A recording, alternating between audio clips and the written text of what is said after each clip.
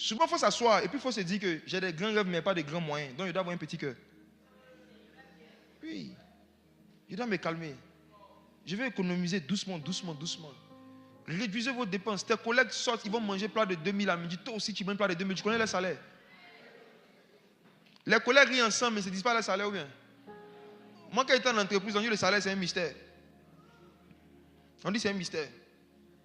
Je demande à lui comment on te paye. Il dit toi-même comment on te paye. Tu sais très bien que toi, manger 2000 francs chaque midi par rapport à ce que tu gagnes, ça t'handicape par rapport à combien tu dois épargner par mois. Tu n'as même pas d'objectif d'épargne par mois. Tu n'as pas d'objectif. Demande à ton voisin, tu as prévu épargner combien chaque mois? Il faut lui demander. Chaque mois, toi, tu sais combien? Est-ce qu'il a fixé quelque chose?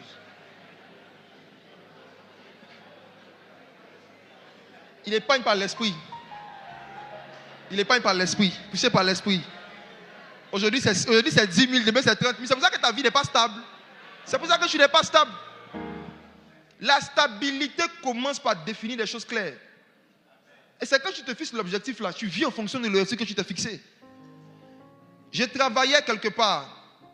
Mon premier salaire officiel, 200 000 par mois. J'avais décidé d'économiser 100 000 chaque mois. Donc dans ma tête là, je touche 100 000 par mois. Donc j'ai commencé à vivre le style de vie de gars qui a 100 000 par mois. Je marchais pour aller au travail en costume cravate. De Trècheville à Arras 1 jusqu'au palais des sports. Pendant 8 mois, je marche à l'aller, je marche au retour. Je ne prends pas petit déjeuner. Toi, tu n'as rien, c'est toi qui veux manger fromage.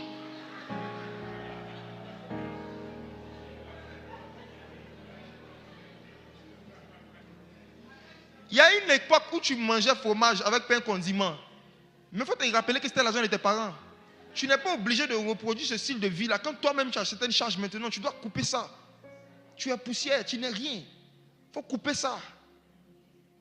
C'est là que je me suis habitué à manger 2 fois par jour jusqu'à aujourd'hui. Avant que tu te réveilles le matin, petit déjeuner, goûter, déjeuner. Maintenant, tu comprends que tu veux te marier. Et ce n'est pas avec l'argent des gens. Donc tout ça là, tu coupes ça. Tu ne manges qu'à midi. À midi, il y a des collègues qui viennent. Non, allons dans tel resto. Tu arrives, tu regardes le menu, tu vois les prix, il y a 5 000, 2 000. Quand toi, tu calcules ton argent, il faut être humble. Tu prends un coca. Tu sais ton visage. On dit, mais comment que je dis, il n'y a pas faim aujourd'hui. Il n'y a pas faim. Je n'ai pas faim aujourd'hui. C'est forcé de manger. Si tu te fâches même, c'est forcé. On a mangé toute notre vie, ça nous a donné quoi? Il y a des groupes d'amis, je vais en parler tout à l'heure. Il y a des relations amicales qu'il faut réduire en poussière. Il faut couper. La sagesse de la poussière, c'est le fait de détruire aussi des compagnies, des amitiés, des relations qui sont dans l'intérieur dans ta vie. Hein. Des gens qui ne peuvent pas t'encourager, mais qui te découragent, qui te méprisent, qui te cassent psychologiquement par rapport à tes objectifs de vie. Coupe eux. J'ai décidé de ne plus marcher ces gars. 2000 chaque midi. Pourquoi? Ils ne marchent plus à eux.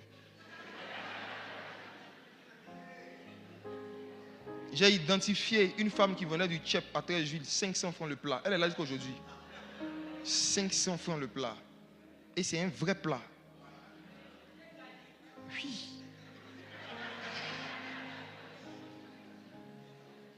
C'est là aussi que j'ai commencé à aimer jeûner régulièrement chaque semaine. Ça, c'est des économies.